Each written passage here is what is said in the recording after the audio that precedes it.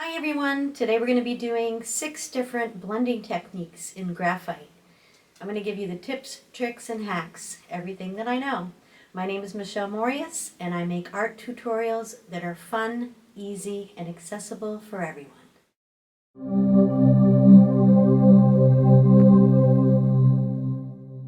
Hi everybody, welcome to my channel. Today we're going to be doing exercise in blending. I'm going to give you all kinds of different ideas for blending. We're going to be using the Derwent graphic set, which includes 9B to H. Your H leads are your hardest leads and they're going to be your lightest value. And to go ahead and start, I've already put down a layer of 9B in all these circles, and I'm going to show you how each one works. The first tip is a blending stump. Blending stumps come in 3 different sizes, or many different sizes. I shouldn't say 3, all kinds of different sizes. They're fairly cheap, but if you don't have this, I'm going to go over some other things that you can use, and we'll just get started. So your blending stump, you're just going to go in. I like to use little circles. And I go in, and you can get a fairly nice transition with the blending stump. And the blending stump also holds some residual graphite on there, so you'll see it's putting down graphite when I haven't even put any pencil there, which you can get some nice effects if you're doing a portrait or something heavily shadowed.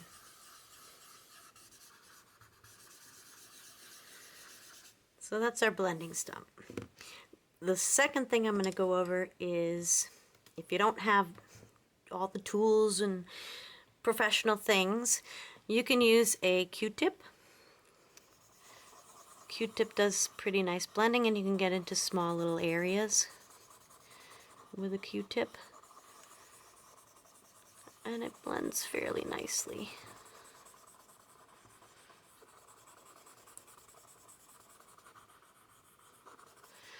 If you don't want to use a Q-tip, you can use cotton. This is just a makeup cotton, and you can get in there and use that too.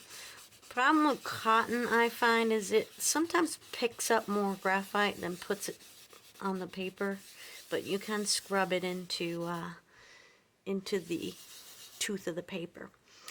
And you can also use a tissue. Tissue works well.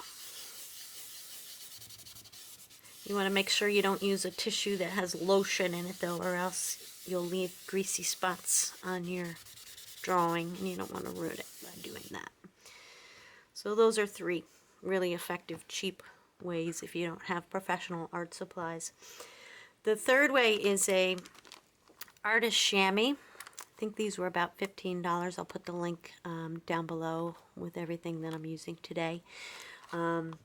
I have mine here that I use all the time. Very dirty. It's got a lot of graphite on it. But you can wash these as well. And when you wash it, you will get a different effect than when it's all used like this. But you can get a really nice blending with this. It really gets that graphite into the paper. This is probably one of my favorite methods of blending. You can see it does a better job than the blending stump.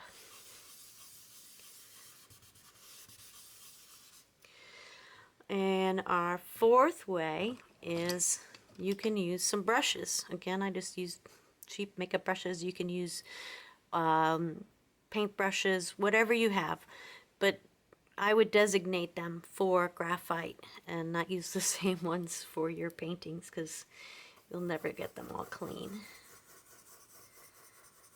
And a brush works real nice. It really scrubs the graphite into the tooth of the paper. and you can get some nice effects, and you can get into like small little spaces with this.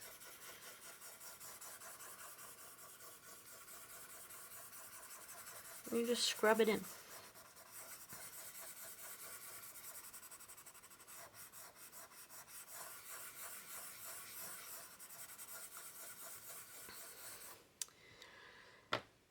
Now the next one, I use sponges. Again, these are makeup sponges. You can get them at the dollar store. Real cheap, you buy a bag of them. They get kind of worn out fairly quickly if you're doing a drawing, so they're cheap enough, you just throw them out and get a fresh one. But I really like the effect.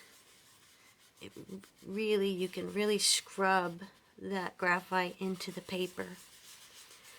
And if you're doing backgrounds, like a darker background, it's really nice to get that kind of blurry background. That's one kind of sponge, and then this is another one. And I use this one a lot for backgrounds. And you can see it really blends great.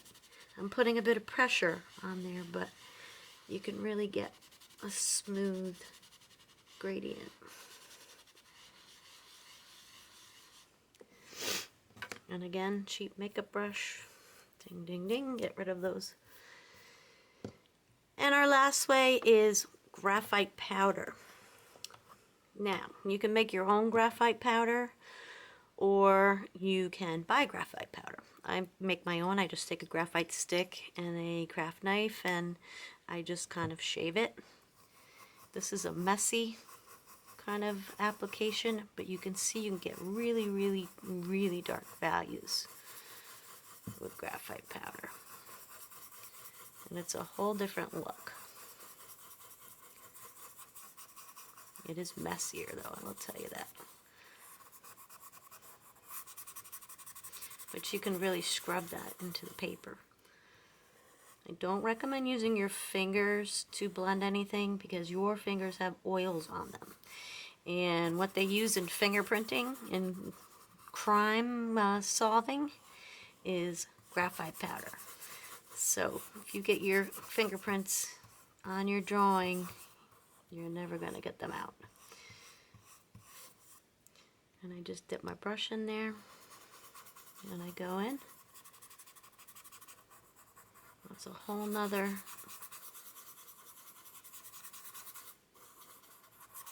way of doing it. But this is how you can get a really, really dark effect with the graphite powder. It does make a mess, but you just have to keep brushing it off. Now see how I smudged?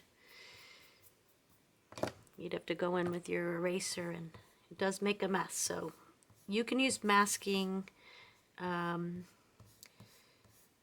fluid or masking paper and cordon off your area that you don't want to get the graphite powder on if you're doing a background, and that will keep it clean and neat.